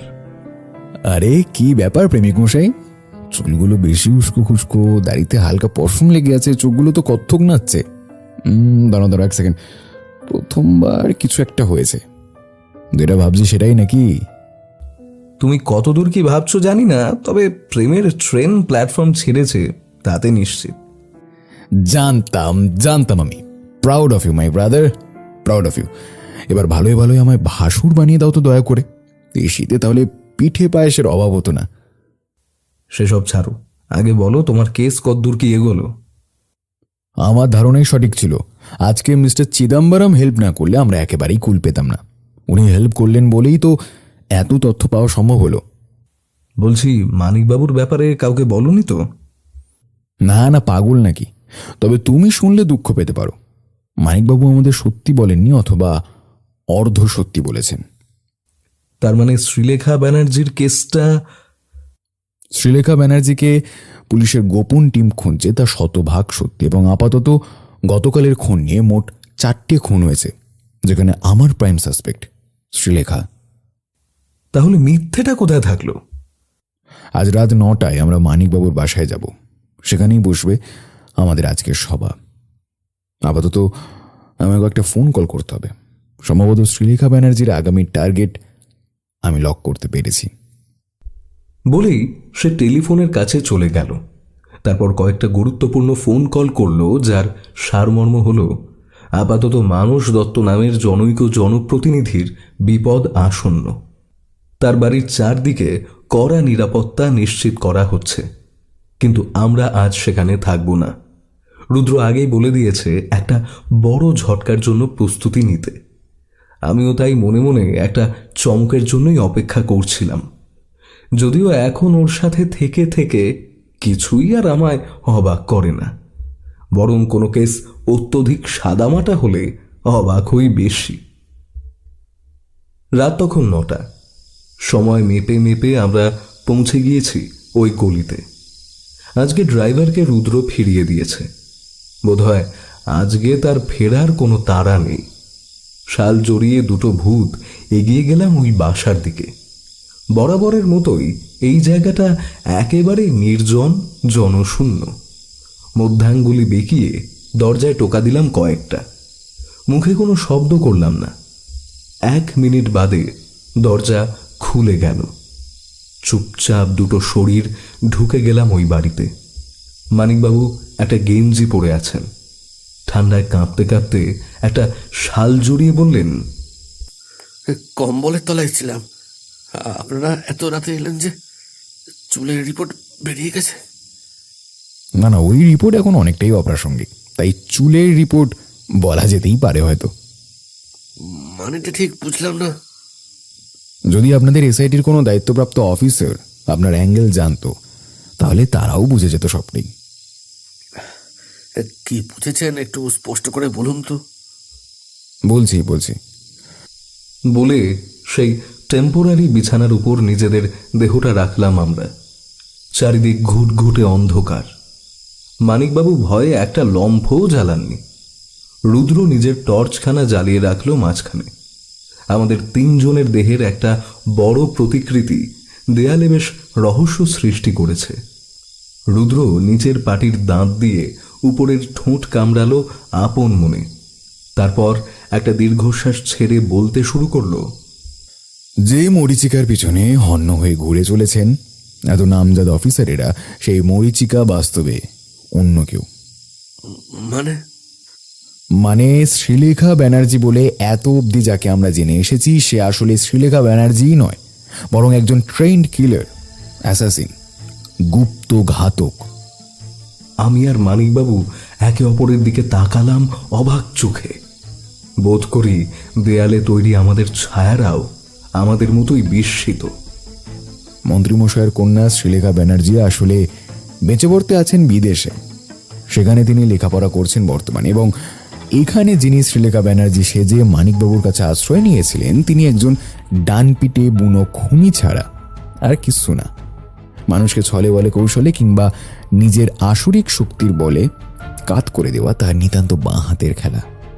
একাধারে এরকম রূপে লক্ষ্মী আর গুণে সরস্বতী কিন্তু খুব একটা দেখা যায় না বৃশ্চিক। আমি এবার বললাম, আমার এখনো কিছু ক্লিয়ার হলো না, একটু পরিষ্কার করে বলবে?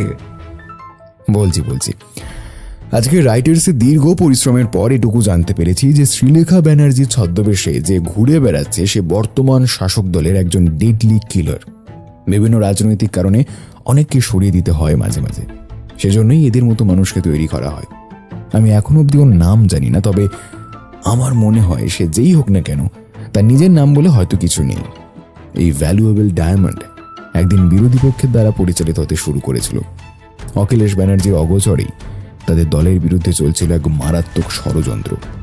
মানিকবাবু, আপনি শ্রীলেখার হাতে যে ডায়েরি দেখেছিলেন, সেখানে যাদের নাম এবং ছবি ছিল সেগুলো আসলে ওর মিশন। সে অখিলেশ ব্যানার্জির সম্পর্কে এত কিছু জানতো যে আপনাকে মিথ্যে গল্প বলে ফাঁসানো তার কাছে কোনো কঠিন ব্যাপারই হয়নি। শ্রীলেখা ব্যানার্জির মায়ের সিঁড়ি থেকে পড়ে মৃত্যুটাকে খুব সুন্দরভাবে এই গল্পের সঙ্গে মিশিয়ে দেয় মেয়েটা। আমি এখনো তাকে চোখে দেখিনি, কিন্তু তার অনেক গল্প শুনে ফেললাম ইতিমধ্যেই। একেবারে একটা অনবদ্য চরিত্র। এমনি টাকিতেও সে এমনি যায়নি। তখন বিরোধী পক্ষের আদেশেই সে ওখানে একটা খুন করতেই গিয়েছিল, কিন্তু তার আগেই ধরা পড়ে যায় মানিকবাবুর হাতে। তারপর এখান থেকেই অপারেশন চালিয়ে গেছে সে। এই পুলিশ সরকার তাকে খুঁজছে বটে, কিন্তু তাকে আড়াল করে রেখেছিল একজন। তারপর সে যখন বুঝেছে এখান থেকে বেরিয়ে যাওয়ার সময় হয়ে এসেছে, তখন সে পালিয়ে গেছে। হয়তো এতদিনে বিরোধী পক্ষ থেকে তাকে সেফগার্ড করার একটা পাকা বন্দোবস্ত করা হয়েছে। কথা কি ক্লিয়ার, নাকি কোনো ভেজাল আছে? কিন্তু রুদ্রপ্রিয় বাবু, আমি তো এটাই বুঝতে পারছি না যে জিনিস গোটা পুলিশ ডিপার্টমেন্ট জানতে পারলো না, সেই জিনিস আপনি জানলেন কিভাবে, তাও আবার এত তাড়াতাড়ি? গোটা পুলিশ ডিপার্টমেন্ট তো আপনার দিকের অ্যাঙ্গেলটা দেখেনি মানিকবাবু। একটা মন্ত্রীর মেয়ে এভাবে জঙ্গলের মধ্যে বুনো শুয়োরের মতন বেঁচে থাকতে পারে কখনো? প্রিভিলেজ শব্দটার একটু অস্তিত্ব কি নেই? আমার মোটেও বিশ্বাস হয়নি শ্রীলেখা ব্যানার্জি অখিলেশ ব্যানার্জির মেয়ে। সেজন্য গোড়া থেকে খুঁজতে শুরু করেছিলাম। কিন্তু এই যে ট্রেন্ড কিলার, ডেডলি ওয়েপন, এসব ভারী ভারী তথ্য জানলেন কিভাবে? ওই যে বললাম, আপনি ছাড়াও আমার কানেকশন কিন্তু কম নয় মানিকবাবু। দিল্লি অবধি খোঁজ পড়েছিল আমার একবার। সেই কানেকশন কাজে লাগিয়ে অখিলেশ ব্যানার্জি অবধি পৌঁছাতে আর কতক্ষণ? তার মানে আপনি মন্ত্রী মশাইয়ের সাথে কথা বলেছেন? আগে হ্যাঁ, রীতিমতো আর্জেন্ট বৈঠক বসেছিল আমাদের। আমি যা যা জ্ঞান আহরণ করেছি সেসব ঢেলে দিয়েছি ওনার কাছে। ওই চুলের রিপোর্ট এলে এটা প্রমাণ করতে পারবো যে বিদ্যুৎ মন্ত্রীর মৃত্যুর পেছনে ওই মেয়েটি আছে। তবে আপাতত যাদের যাদের টার্গেট করে রেখেছে তাদের একটা লিস্ট আমার কাছেও চলে এসেছে। এই কথাটা শুনেই মানিকবাবু কেমন ভয়ে ভয়ে তাকালেন রুদ্রর দিকে। রুদ্র অন্ধকারে টর্চের আলোয় একটা রহস্যময় হাসি হেসে বলল, এই মানিকবাবু, আপনি শুধু ভালো মানুষের জন্য তো মেয়েটাকে আনেননি এখানে।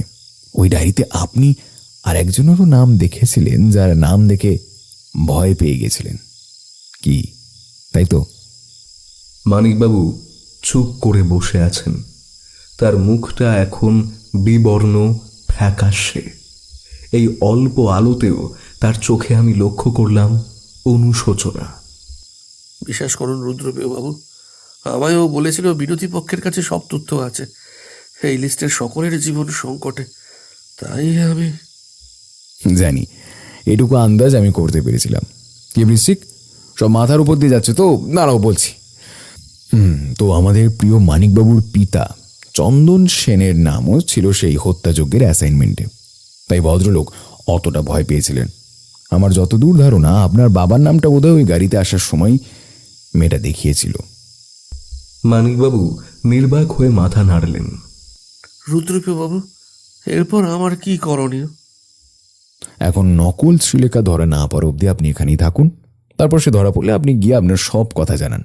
আমি যতদূর পারবো আপনাকে ব্যাক করার চেষ্টা করব, বাদ বাকি আপনার হাতেই। যদি এর পরেও আপনাকে গ্রেপ্তার হতে হয়, তাহলে ভালো উকিলের দ্বারস্থ আপনাকে হতেই হবে। কিন্তু আশা করি এত কিছু হবে না, কারণ আপনি ওদের অনেক সিক্রেট জেনে গেছেন অলরেডি। তাহলে বলছেন ওরা আমায় খুন করে দেবে? হয় খুন, নয় প্রমোশন।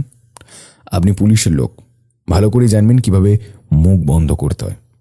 তবে আপনি আমায় বিশ্বাস করে প্রথমেই সবটা বলতে পারতেন। জানেনই তো, রুদ্রপ্রিয় গিরির থেকে কিছু লুকানো যায় না। টর্চখানা বন্ধ করে দিল এবার রুদ্র। শেষ ভাগে মানিকবাবুর মুখটা আর দেখতে পেলাম না আমি। তবে আন্দাজ করতে পারি ভদ্রলোক মোটেও খুশি হননি। উনার ঘর থেকে যখন আমরা বেরোলাম তখন রাত 10টা পেরিয়েছে। কখন যে এই 1 ঘন্টা কেটে গেল আমরা বুঝতেও পারলাম না। রুদ্র একটা সিগারেট ধরালো। আমার খুব একটা ইচ্ছে করলো না। ওকে কৌতূহল বশত প্রশ্ন করলাম, আচ্ছা, এখানে থাকাকালীন কি খুন খারাপি করতো শ্রীলেখা? করতো। সে মাঝে মাঝে বেরিয়ে গিয়ে খুনগুলো করে আসতো। সে কথা মানিকবাবু কি জানতেন? তুমি ওকে বললে না কেন? বলিনি, কারণ এখনই ওনাকে এতটা অনুশোচনা দিতে চাই না। আর মানিকবাবু যাই করুন না কেন, জেনে শুনে একজন খুনিকে উনি বাড়িতে রাখতেন না। আমার তো এখন মনে হয় মেয়েটার যেসব রক্তের দাগ দেখে আমরা মাসিকের রক্ত ভেবেছিলাম, সেগুলো আসলে খুন খারাপির থেকে আসা রক্ত। সত্যিই তো, এটা তো মাথায় আসেনি। আচ্ছা, বিরোধী পক্ষ যে এত শুনলাম, এই বিরোধী পক্ষটা ঠিক কারা? গভীরে যত কম যাওয়া যায় ততই ভালো। তুমি যে কোনো কাউকে একটা ভেবে নিতে পারো গণিতের মতো। 20 বছর আগের ওই স্বদেশী ধরিয়ে দেওয়ার ষড়যন্ত্র কি আসল? সেটা একেবারেই সত্যি ঘটনা। তাতে মানিকবাবুর পিতা জড়িয়েছিলেন, এটাও সত্যি। নইলে ভদ্রলোক অত ভয় পেতেন না। কিন্তু উনি তো মারা গেছেন। তার পদবি এখনো বয়ে বেড়াচ্ছে যারা, তাদের জীবনের ভয় নেই নাকি? এই লেখক, এবার তোমার প্রেমিকাকে বলো তোড়জোড় করতে। কাল সকালে আমি গুড় কিনে আনবো, কিন্তু বলে রাখলাম। কি গোয়েন্দা বলো তো তুমি, হ্যাঁ? এখনো খুনি ধরা পড়লো না, অথচ তুমি শুরু করে দিয়েছো সেলিব্রেশন। খুনি ধরা পড়ুক আর সেই না পড়ুক, আমার পিঠে পায়েস এখন অধিক জরুরি। অখিলেশ ব্যানার্জি যে খামটা দিয়েছেন, সেটার সদ্ব্যবহার তখনই হবে যখন ভালো করে পিঠে পায়েস খাবো। হ্যাঁ, বলে পকেট থেকে একটা ব্রাউন খাম বের করলো রুদ্র। ওর এই চমকের জন্যে আমি সত্যিই প্রস্তুত ছিলাম না।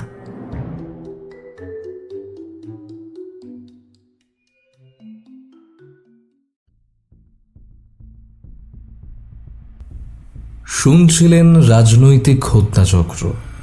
আজকের গল্প পাঠে ও গল্পের সূত্রধার আমি অভিক। গোয়েন্দা রুদ্রপ্রিয়র গিরির চরিত্রে দীপং ঘোষ, মানিকবাবুর চরিত্রে সৌরভ সাহা, অন্যান্য চরিত্রে বুবাই, রৌনক, দিব্যেন্দু দাস, খুশি, পার্থ অরণ্যদেব, সৌরভ রায়, তনুশ্রী এবং আমি অভিক। শব্দ সংযোজন দেবরাজ দে, আবহ নির্মাণ কৌশিক বসু, প্রচ্ছদ নির্মাণ শ্রাবণ্য। তাহলে দেখা হচ্ছে আবার আগামী সপ্তাহে আরেকটি নতুন কাহিনীর সঙ্গে। ততক্ষণ ভালো থাকুন, সুস্থ থাকুন এবং সাবধানে থাকুন। ধন্যবাদ।